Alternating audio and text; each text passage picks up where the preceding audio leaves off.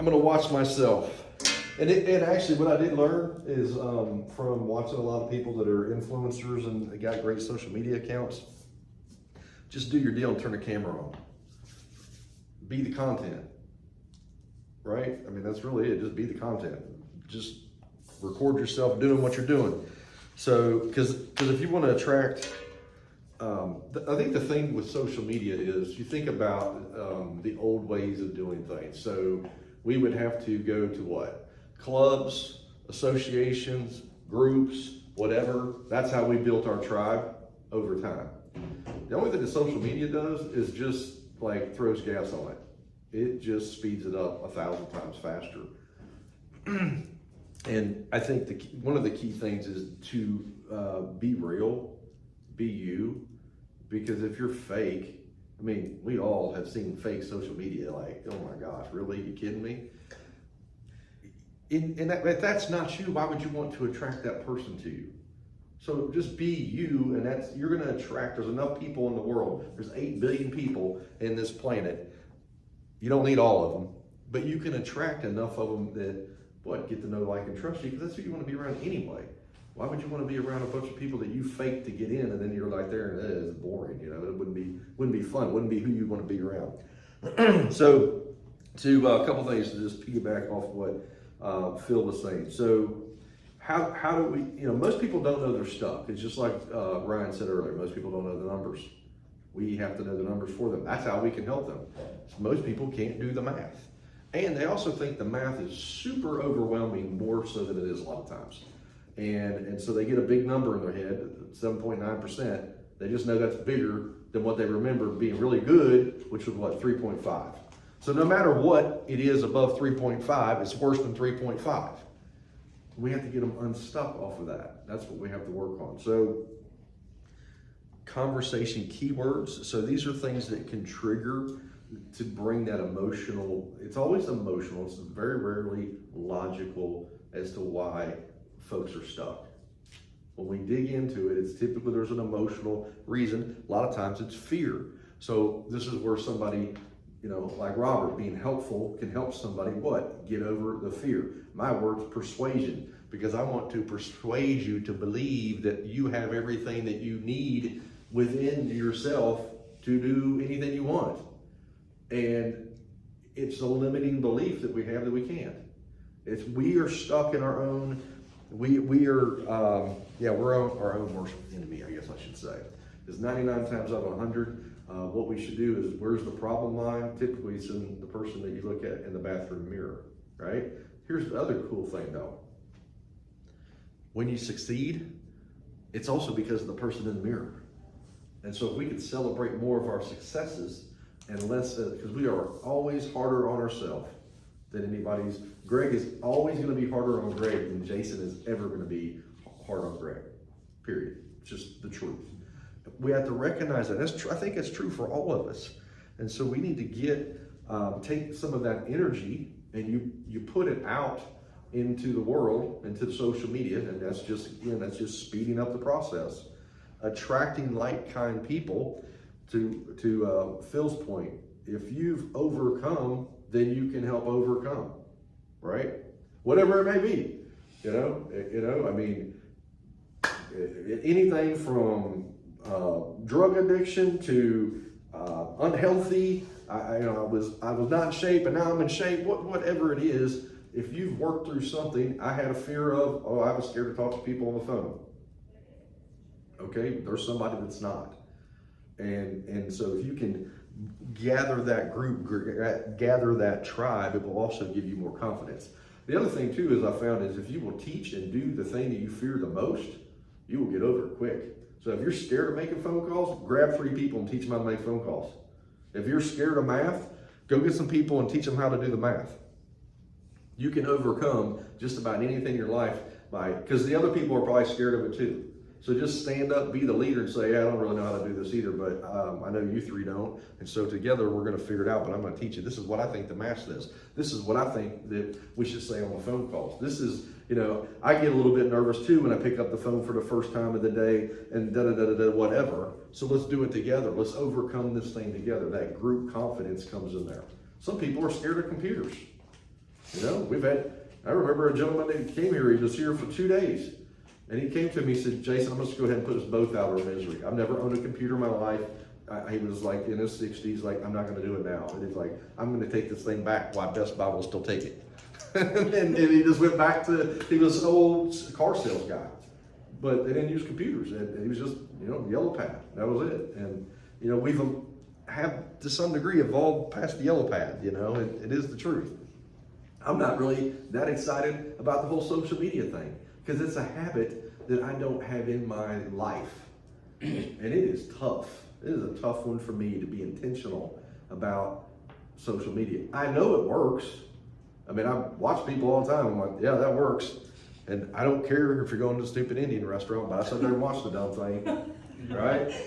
I did. Yeah. You know, it sucks you in. But here's what it does also. It allows you to experience that human in a human way.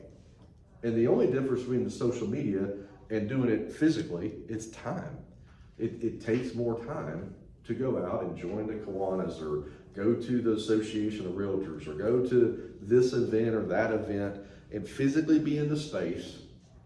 When with social media, you can just live your life and share what you want to share to attract the people that you want to attract to you. And I will tell you, it makes for, I learned this from radio. The only downside with radio is it wasn't visual. But, you know, I've been on the radio now since 16 years.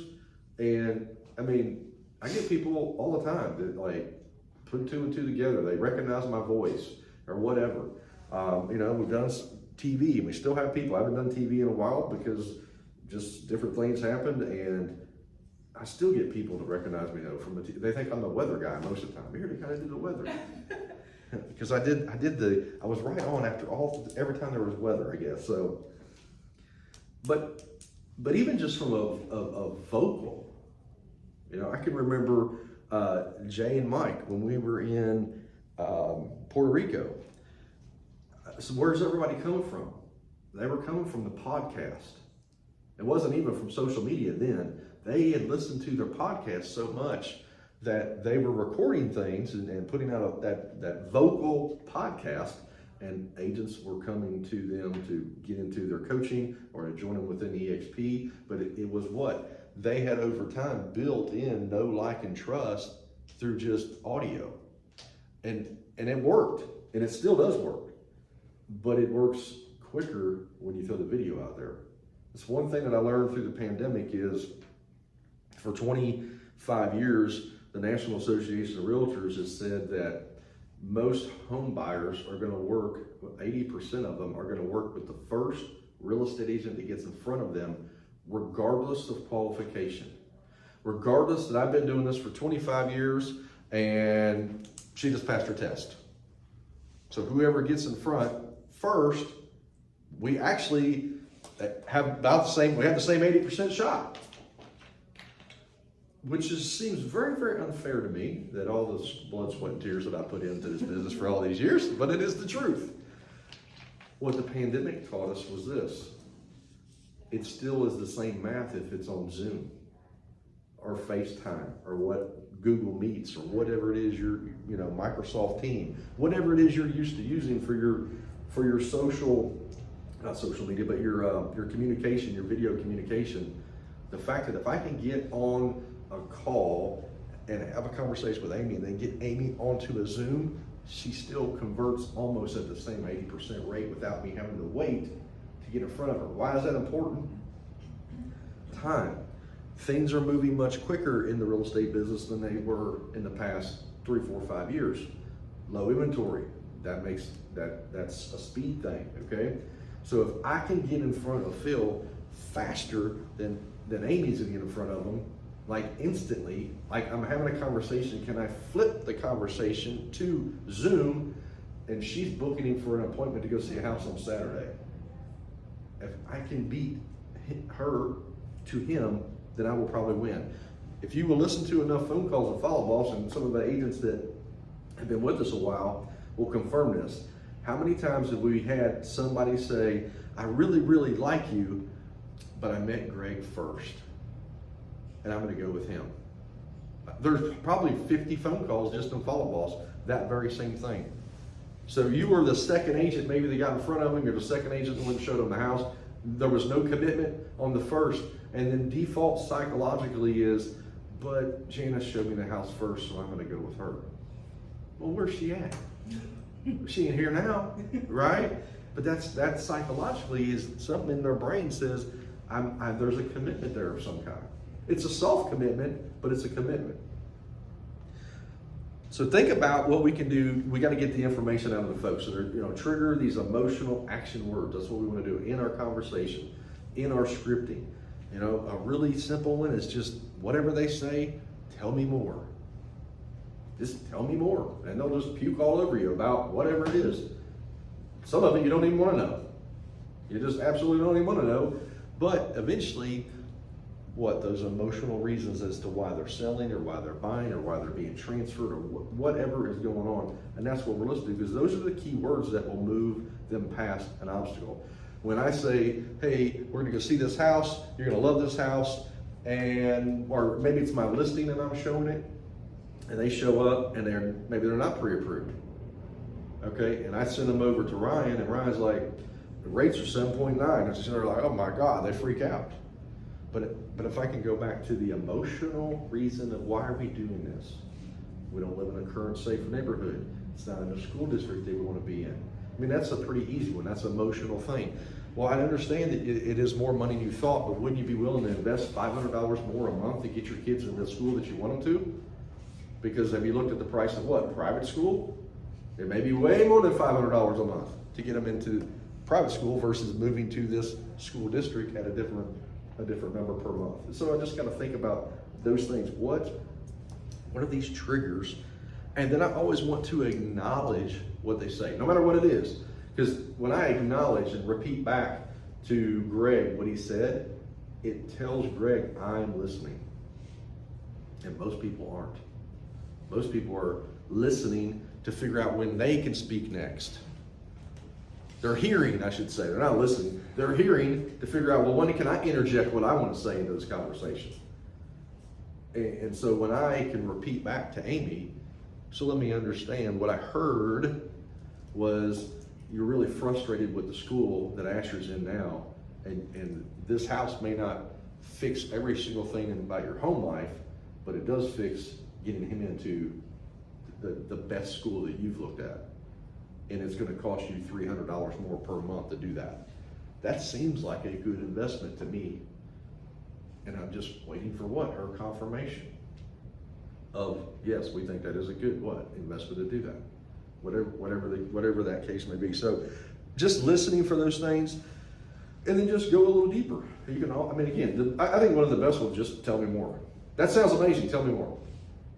Whatever it is, and they'll just talk and talk and talk and talk. Phil had one other thing up there, and I forgot what it was. I was going to mention. Digitizing yourself. Go back to, and just start to follow people is what I would suggest, and then just copy what you like. Because guess what? If you like it, then other people are going to like it. They're going to like that. And that's who we want to attract to us, is like-kind people. If you can attract to you, that's like the utopia of all business. If I can attract the buyers and sellers and or real estate agents that can relate to me, and that's my tribe, then you'll have one of the best careers ever. Because every single day you're working with people that want to be with you. Whether they're selling a home, buying a home, whatever it is in real estate.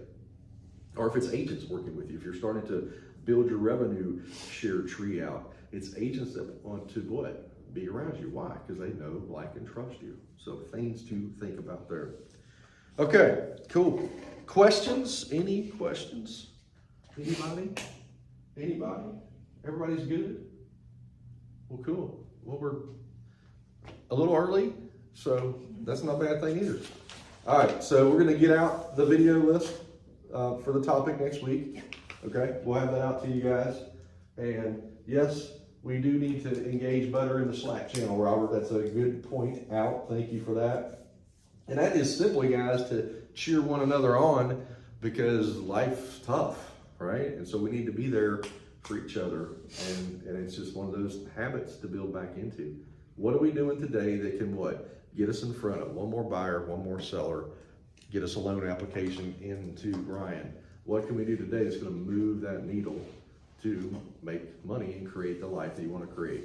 Because really that's it. The life that you want to create, unfortunately in America, does hinge around, you got to have some finances. You got to have some money. There's people living under the bridge that are living a different life than they probably chose, but the reason being is they don't have any finances, right? And so it is the world that we live in. It takes money and income to create whatever that life is, and it doesn't have to be anything extravagant, but it definitely is a required thing for sure. So, all right, cool. Well, I'll close this out in prayer. We'll get out of here. Lord, we thank you for today. We thank you for this time. Send us the people that you want us to work with. Help us. Give us the right words in our conversation to attract the people that you want us to affect their life. We ask that in Jesus' name.